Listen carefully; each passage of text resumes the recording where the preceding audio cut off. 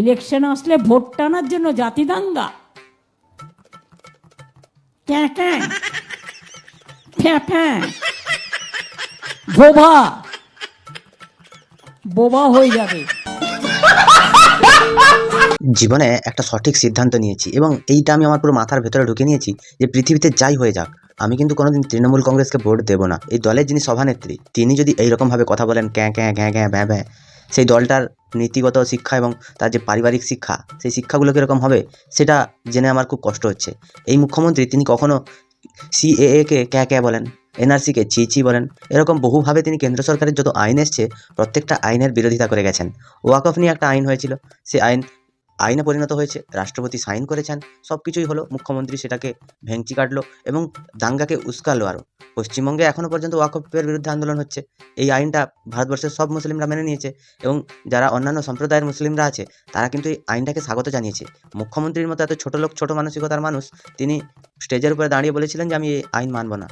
তার আমাদের হিন্দু ধর্মে জন্মগ্রহণ করে তার কিসে এত ফাটছিল যে তিনি এই আইনটাকে মানতে পারছিলেন না। তো আজকে তাকে ফাটাবো এবং আজকে সব কিছুই হবে, মুখ্যমন্ত্রীকে নিয়ে মজা হবে, খেলই হবে। তো চলো আর বেশি না বকে ভাট, আজকের ভিডিওটা শুরু করা যাক। তো হে বাঙালি, হ্যালো বাঙালি, নমস্কার বাঙালি, কেমন আছো তোমরা সবাই? আশা করি অনেক অনেক ভালো আছো। তো আজকের একটা নতুন ভিডিওতে তোমাদের সবাইকে অনেক অনেক স্বাগত। अरे हाँ भाई हाँ। ধামাকা বাঁচা দো, ধামাকা বাঁচা দো মানে? আরে অফিসার বলছে ভাই ওর বিরুদ্ধে কোনো কেস নেই, আমি কি করে করব? মুখ্যমন্ত্রী মমতা ব্যানার্জি তিনি বলতে চাইছেন যে এই যে ইডি সিবিআই পশ্চিমবঙ্গে এসে যে তার দলের নেতামন্ত্রীগুলোকে অ্যারেস্ট করছে, সেগুলোতে ইডি সিবিআই কেন্দ্র সরকার এবং স্বরাষ্ট্রমন্ত্রীকে বলেছে যে এদের বিরুদ্ধে কোনো দোষ নেই, শুধুমাত্র স্বরাষ্ট্রমন্ত্রী বলেছেন যে ধামাকা মাচা দো। তো এখানটা একটা কথা বলতে চাই যে পশ্চিমবঙ্গের মুখ্যমন্ত্রী, তাকে একটা প্রশ্ন জিজ্ঞাসা করতে চাই, আপনার বিধায়ক জীবন কৃষ্ণকে মনে আছে? মালটা কীরকম দেওয়াল টপকে পালিয়ে যেতে চেয়েছিল। আপনার পার্থ চ্যাটার্জিকে মনে আছে? বুড়ো বয়সে কোচি হওয়ার একটা নেশা জেগেছিল। বালুকে মনে আছে? রেশন বিক্রি করে সব জায়গায়, কলকাতার বিভিন্ন জায়গায় ফ্ল্যাট কিনে বসে আছে। ভাইপোর কথা মনে আছে? গরু চুরি, বালি চুরি, পাথর চুরি, সব চুরির গুরুদেব সে। তারপরে সুজয় কৃষ্ণ ভদ্রকে মনে আছে? তাকে তো নিশ্চয়ই ভুলবে না, কারণ সে তোমার হচ্ছে পরিবারগত ম্যানেজার। এবং তোমার অনুব্রত মণ্ডলকে মনে আছে?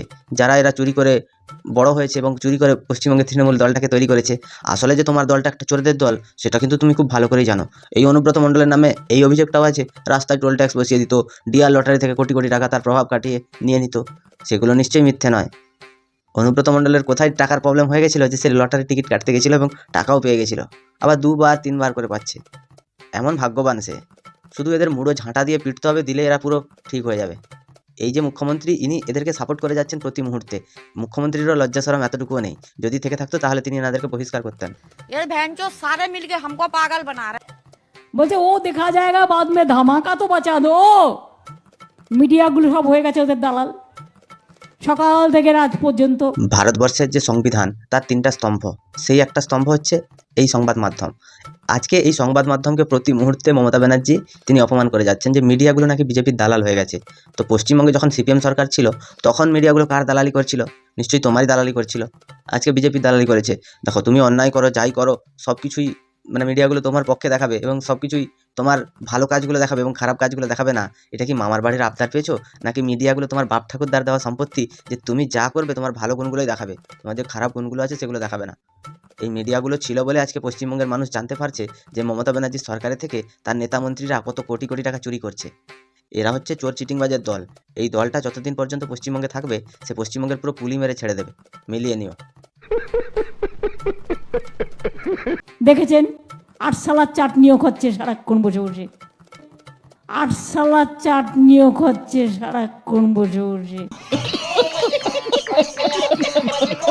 এই হচ্ছে মুখ্যমন্ত্রীর ভাষা, আর এই হচ্ছে মুখ্যমন্ত্রীর পারিবারিক শিক্ষা, এই হচ্ছে তার শিক্ষাগত যোগ্যতা। ইনি যে কোন স্কুল থেকে পড়েছিলেন, এনাকে যে কোন মাস্টার পড়িয়েছিল সেটাই তো জানতে পারি না। কখনো তিনি বলেন আমি বালের মুখ্যমন্ত্রী, তোমার কোনো জিনিসের আমার দরকার নেই বানা, এইরকম করে উল্টো পাল্টা ভাষা বলে চলেছেন তিনি প্রতি ক্ষেত্রে। পশ্চিমবঙ্গের মানুষকে যে তিনি কী বার্তা দিতে চাইছেন সেটা হয়তো তিনি নিজেই জানেন না। কখনো কখনো আমার মনে হয় যে এই মুখ্যমন্ত্রীর মনে হচ্ছে মাথায় ছিট আছে, কারণ ছিট যদি না থাকে তাহলে পশ্চিমবঙ্গের মুখ্যমন্ত্রী এত ভাট বকতেন না, বাচাল বকতেন না বা ভেঙচি কাটতেন না। পুরোটাই রাঁচির যে পাগলা গারদ আছে না, সেখানকার পাগলাগুলো যেরকম করে পুরো সেমভাবে আমাদের মুখ্যমন্ত্রী সেই পাগলামোগুলো করে চলেছেন। আর পশ্চিমবঙ্গের মানুষ তথা পুরো ভারতবর্ষের মানুষ মুখ্যমন্ত্রীর এই পাগলামির মজা নিচ্ছে, এক আলাদা লেভেলের মজা। ধামাকা বাঁচা দো। আর মিডিয়া ঘুরে ঘুরে বলছে ওনার বাড়ি থেকে 500 কোটি টাকা পাওয়া গেল। তুই কি ঘুরেছিস? তুই কি গুনেছিস? এখানটায় মুখ্যমন্ত্রীকে একটা কথা বলতে চাই, যে মুখ্যমন্ত্রী সবসময় দেখবে যখন কোনো একটা সভা করতে যান, প্রশাসনিক হোক কিংবা রাজনৈতিক, সেখানটায় তিনি বারবার একটা কথা বলেন, হিন্দুদের উপরে অত্যাচার হচ্ছে, আমাদের পশ্চিমবঙ্গের বাংলাভাষী মানুষের উপরে অত্যাচার হচ্ছে, বাংলা ভাষায় কথা বললে অন্যান্য রাজ্যে নাকি মেরে ফেলছে। পশ্চিমবঙ্গের মুখ্যমন্ত্রী বলেন, এই তো এক্ষুনি খবর পেলাম মুর্শিদাবাদের একটা লোককে মধ্যপ্রদেশে মেরে দিয়েছে, এই খবর পেলাম উত্তরপ্রদেশে একজন কাউকে মেরে ফেলে দিয়েছে বিল্ডিং থেকে। পশ্চিমবঙ্গের মুখ্যমন্ত্রীকে একটা প্রশ্ন করতে চাই, তুই কি গেছিলি ওখানে, দেখে এসেছিলি যে তাকে বিল্ডিং থেকে তার চাপা দিয়েছে নাকি তাকে কি করে মেরেছে? আজকে পশ্চিমবঙ্গের মুখ্যমন্ত্রী, তার সাথে যে জিনিসগুলো হবে খারাপ সেগুলো বিজেপি চক্রান্ত, আর যে জিনিসগুলো তার সাথে ভালো হবে সেটার একমাত্র কর্তৃত্ব তিনি নেবেন, যে আমি করেছি এই ভালোগুলো, আর কেউ করতে পারবে না পৃথিবীতে। পশ্চিমবঙ্গটা মুখ্যমন্ত্রী মমতা ব্যানার্জি ছাড়া আর পৃথিবীর কারোর ক্ষমতা নেই চালিয়ে নেবে। আসলে ভিক্ষা চাইতে চাইতে এনার হাতটা এত পরিমাণে নিচে নেমে গেছে যে ইনি সর্বদা শুধুমাত্র মিথ্যে কথা ছাড়া আর কোনো কিছু জানেনই না। আমার মনে কোশ্চেন যদি আসে, এটা আমার কোশ্চেন, আমার ব্যক্তিগত ওপিনিয়ন। সিনেমায় কি করে? চোরদের কাছ থেকে টাকার বান্ডিল দেখায়, কিন্তু কি করে? ফার্স্ট পেজে একটা নোট, লাস্ট পেজে একটা নোট, আর মধ্যখানটায় কিছু নাই। সিনেমাতে তো আরও অনেক কিছুই দেখায় দিদি। সিনেমাতে এটাও দেখায় যে এক একজনের পারিবারিক জীবনের ইতিহাস। তা পশ্চিমবঙ্গে মমতা ব্যানার্জি যে শ্রীমতী লেখাটা লেখেন, তার সামনে এই যে ইতিহাসটা, এর পেছনের যে ইতিহাস, সেটা দীপক ঘোষের বইতে স্পষ্ট ভাষায় লেখা আছে। মুখ্যমন্ত্রী মমতা ব্যানার্জি তিনি আজ পর্যন্ত এটার উন্মোচন করলেন না যে তিনি কুমারী না শ্রীমতী, এটাই আমরা বুঝতে পারছি না। যেরকম সামনে দেখছো যে ইনি একজন কুমারী মহিলা, ইনি নাকি জীবনে কোনোদিন বিয়ে করেননি, তারপরে তুমি লিখে দিচ্ছ যে আমি শ্রীমতী মমতা ব্যানার্জি। এটাই হচ্ছে মানুষের প্রশ্ন। মানুষ তো জানতে চাইবে, সব কিছু মুভির সাথে তুলনা করলে মানুষ তো তোমার জীবনটাকে মুভির সাথে তুলনা করবে। তুমি এমন একজন মানুষ যার আজ পর্যন্ত ব্যাকগ্রাউন্ড জানা যায়নি। এই যে রাহুল গান্ধী, যার তোমরা শরণার্থী, সেই রাহুল গান্ধী তার জীবনী নিয়েও জানা গেছে, তিনি কতটা ধড়িবাজ বা তার ফ্যামিলি কতটা ধড়িবাজ সেটাও জানা গেছে, কিন্তু পশ্চিমবঙ্গের মুখ্যমন্ত্রীর ফ্যামিলি সম্পর্কে জানা যায়নি। কখনো তিনি বোলপুরে জন্মাচ্ছেন, আবার কখনো তিনি কালীঘাটে জন্মাচ্ছেন, কখনো বাংলাদেশে জন্মাচ্ছেন। কোথায় যে আসলে জন্ম সেটাই নিজেই জানেন না উনি।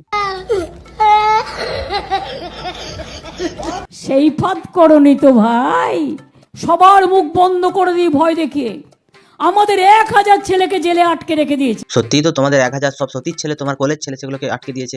আসলে তৃণমূলের এই যে সিপিএমের হারমাত বাহিনী ছিল, সিপিএম সরকার পতনের ফলে তৃণমূলের নিজেরাই তারা একটা হারমাত বাহিনী সৃষ্টি করেছে, যারা প্রতিনিয়ত মদ গাঁজা এইসব খেয়ে পশ্চিমবঙ্গের মানুষের উপরে অত্যাচার করে, মেয়েদের সাথে খারাপ ব্যবহার করে। এটাই হচ্ছে পশ্চিমবঙ্গের মুখ্যমন্ত্রী মমতা ব্যানার্জির আদর্শে অনুপ্রাণিত হওয়া একটা সৈন্য দল।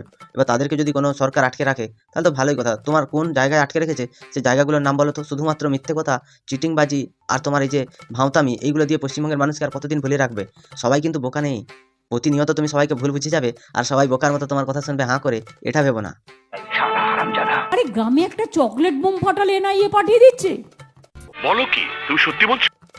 ধূপ জ্বালালে এনআইএ পাঠিয়ে দিচ্ছে। মুখ্যমন্ত্রী মমতা ব্যানার্জি তিনি এমন একজন শান্তিপ্রিয় মানুষ, ইনারা নাকি গান্ধীজির আদর্শে অনুপ্রাণিত। গ্রামে গ্রামে বারুদের স্তূপ বানিয়ে রেখেছে, আর ওই বারুদের স্তূপ যখন ফেটে যাচ্ছে, যখন কেন্দ্র সরকার এনআইএ পাঠাচ্ছে, তখন মুখ্যমন্ত্রী মমতা ব্যানার্জির গায়ে গাত্র জ্বালাত হচ্ছে। তিনি বলছেন এনআইএ কেন আসবে? আরে ভারতবর্ষের সংবিধান অনুযায়ী তারা কাজ করছে, গান্ধীজির সাথে সংবিধানের কোনো লেনাদেনা নেই। ইনারা যে পশ্চিমবঙ্গের তৃণমূল সরকারের যারা নেতামন্ত্রীরা আছে, এক হচ্ছে এরা ঘুষ খায়, দিয়ে এই টাকাগুলোকে জমা করে, এই যে বারুদের স্তূপগুলো তৈরি করে, ভোটের সময় এগুলোকে কাজে লাগায়। ওইগুলো নিয়ে যখন কেন্দ্রীয় বাহিনী অভিযান চালায়, কয়েকজনকে গ্রেপ্তার করে, তখন মুখ্যমন্ত্রীর মাথায় চিন্তা ধরে যায় যে এবারে ভোটটা আমি কী করে পার করব। আসলে ভোটে অশান্তি করাটা হচ্ছে মুখ্যমন্ত্রীর পুরনো দিনের পেশা। যেরকম করে শীতলকুচিতে হয়েছিল, এবারেও সেই রকমভাবেই হবে, মিলিয়ে নিও। এত মিথ্যে কথা বলে আপনাদের আমি কি বলবো। ধর্মের নাম করে মিছিল করছে, তাতে বন্দুক চলছে, বুলেট চলছে। পশ্চিমবঙ্গে যখন 21শে জুলাই এই তৃণমূল যখন শহীদ দিবস পালন করে, যখন প্রথমবারের জন্য মহাকরণ অভিযান করেছিল, তখন সেই মহাকরণ অভিযানে পুলিশের মারের পরে দেখা গেছিল যে তৃণমূলের যারা অভিযান করেছিল, সেই অভিযানের মধ্য থেকে এই যে পাইপ গান, কার্তুজ, বোমা সব কিছু উদ্ধার হয়েছিল। পশ্চিমবঙ্গের মুখ্যমন্ত্রী তিনি প্ল্যান করে ওই যে 11 জন না 12 জন মারা গেছে, ওনাদেরকে মেরে দিয়ে নিজে ক্ষমতায় আসার জন্য ওই লাশগুলোকে নিয়ে রাজনীতি করছিলেন। রামনবমীতে একটা কোনো দুর্ঘটনা ঘটেছে, সেটা যে তৃণমূল সরকার ঘটায়নি বা তৃণমূলের চক্রান্তে ঘটেনি, সেটা কী করে বোঝা যাবে? কারণ আমাদের দিদি হচ্ছেন কুচক্রী মানুষ, তিনি ভালো করেই জানেন যে বিজেপি যদি কোনো কারণে ক্ষমতায় আসে, তার স্থানটা হবে তিহার জেলের একটা কোণে, এবং তাকে সেখান থেকেই কাঁদতে হবে। বুলডোজার নিয়ে যাচ্ছে, এবং নিয়ে যাওয়ার পরে গিয়ে বলছে রামনবমী মিছিলে গন্ডগোল হয়েছে। ये बड़ी अच्छी बात कही आप। এগুলো হচ্ছে সস্তার ভাষণ, আর এই ভাষণগুলো যারা শুনতে আসে ওনাদের হয় ঘরে খেয়ে দেয়ে কোনো কাজ নেই, নাহলে এরা বউর হাতে দিনে রাতের মার খায় এবং ঘর থেকে বাইরে এসে তারা একটুখানি শান্তি পাওয়ার জন্য এইসব ভাষণ শুনতে আসে। এই যে ভাষণগুলো, এর মধ্যে কোনো কিছু নেই, মানে কোনো উন্নয়নের কথা নেই, কোনো কিচ্ছু নেই। এই পশ্চিমবঙ্গের কী অবস্থা, অর্থনীতির দিক থেকে পশ্চিমবঙ্গ কোন জায়গায় দাঁড়িয়ে আছে এবং ভারতবর্ষের কোন রাজ্যে কী অবস্থা, কোনো কিচ্ছু নিয়ে কথা নেই। শুধুমাত্র ইডি সিবিআই দোষ, ইডি সিবিআই কেন তৃণমূলের নেতাদের ধরলো, আর এই চোর চিটিংবাজগুলোকে ধরবে না তো কি ছেড়ে দেবে নাকি? তো এই পশ্চিমবঙ্গের মুখ্যমন্ত্রী সস্তার ভাষণ দিতে এবং বিভিন্ন রকমের অভিনয়, মুখ ভ্যাংচি, এইগুলো করাতেই তিনি পুরো এক্সপার্ট। আসলে তার কবিতার মতো তার মুখটাও তো সেম লেভেলের, ক্যাঁ ক্যাঁ ছি ছি এইসবই বেরোবে, মানুষের মতো কথা বেরোবে না। এগুলো হচ্ছে অমানুষ পশুর জাতের মতো কথা বেরোচ্ছে। এতটা অভদ্র মানুষ পশ্চিমবঙ্গে আর ঘুরে দেখলেও একটাও পাওয়া যাবে না। शाबाश बेटा, बहुत बढ़िया। ভানুর নাটক ছিল না, ভানুর যে দুটো পরিবার যাচ্ছে ট্রেনে করে বেড়াতে, একটা পরিবার খুব মিথ্যে কথা বলে আর একটা পরিবার বেচারা বসে শোনে। এই একটা পরিবার, যে পরিবারটা মিথ্যে কথা বলে, সেটা হচ্ছে কালীঘাটের ব্যানার্জি পরিবার। কারণ আজকে 11 বছর ধরে মানুষকে মিথ্যে ভাষণ দিয়ে মানুষকে ভুলিয়ে রেখেছে, প্লাস হচ্ছে তার আগে থেকে সিপিএম আমল থেকে মানুষকে মিথ্যে কথা বলে চলেছে সিপিএম সরকারের নামে। মুখ্যমন্ত্রীর কথায় সেই পরিবারটা হচ্ছে মুখ্যমন্ত্রীর পরিবার, এবং বাদবাকি যারা শোনে তারা হচ্ছে পশ্চিমবঙ্গের সাধারণ মানুষ। এবার মুখ্যমন্ত্রী যে ঢপটা দেয় যে সব কিছুতেই আমাদের পশ্চিমবঙ্গ সব কিছুতেই টপ, কোনো কিছু নেই, চামড়া শিল্প থেকে শুরু করে বেকারত্বের সমস্যা দূরকরণে সব কিছুতেই, সর্বশিক্ষা মিশনে প্রত্যেকটা জিনিসেই আমাদের পশ্চিমবঙ্গের মানুষ কিন্তু এগিয়ে আছে। 100 দিনের কাজ সেটাতেও এগিয়ে আছে। দারিদ্র সীমার নিচে যারা বসবাসকারী মানুষ, সেটা সব থেকে কম আমাদের পশ্চিমবঙ্গে। এসব মুখ্যমন্ত্রী সেরকম ঢপ দেন, সেই ঢপগুলো পশ্চিমবঙ্গের মানুষ তারা যারা ওখানে বসে আছে ওরা শুনে আর কি করবে, কিছুই ছেড়তে পারবে না কেউ, কারণ ওগুলোও তোমার দলের দলদাস। ওদেরকে দু একটা হাড্ডি ছুড়ে দিলেই ওরা তোমার কাছে থাকবে। পশ্চিমবঙ্গটাকে পুরো বদলে দেওয়ার পেছনে কিন্তু মুখ্যমন্ত্রী মমতা ব্যানার্জির হাত বিশাল পরিমাণে আছে। ইনি এমন একজন মানুষ যিনি সিপিএম সরকারের আমলে ধীরে ধীরে তৈরি করা শিক্ষা ব্যবস্থাকে ভেঙে 2 মিনিটে পুরো চৌচির করে দিয়েছেন। হাইকোর্টের একটা রায় 26,000 জন শিক্ষকের চাকরি গেছে। পশ্চিমবঙ্গের প্রাইমারি স্কুলগুলোতে শিক্ষক নেই এবং হাই স্কুলগুলোতে তো শিক্ষকের অভাব সারা জীবন চলে আসছে মমতা ব্যানার্জির আমল থেকে, সেগুলো এনাদের চোখে দেখা যাচ্ছে না। আসলে কি হয় জানেন তো, এই যে মুখ্যমন্ত্রী মমতা ব্যানার্জি, তিনি নিজেই ভ্যাকেন্সি বার করবেন এবং নিজেই দু একটা ছেলেকে কিছু টাকা দিয়ে বলবেন তোর কেস করে দে। এবার কেস করে দিলে কি হবে, তখন সেটা আর নিয়োগ করতেও হবে না, সেখানে টাকাও খরচা হবে না, ওনাদেরকে বেতনও দিতে হবে না, সবাই আশায় বাঁচে চাষার মতো বেঁচে থাকবে।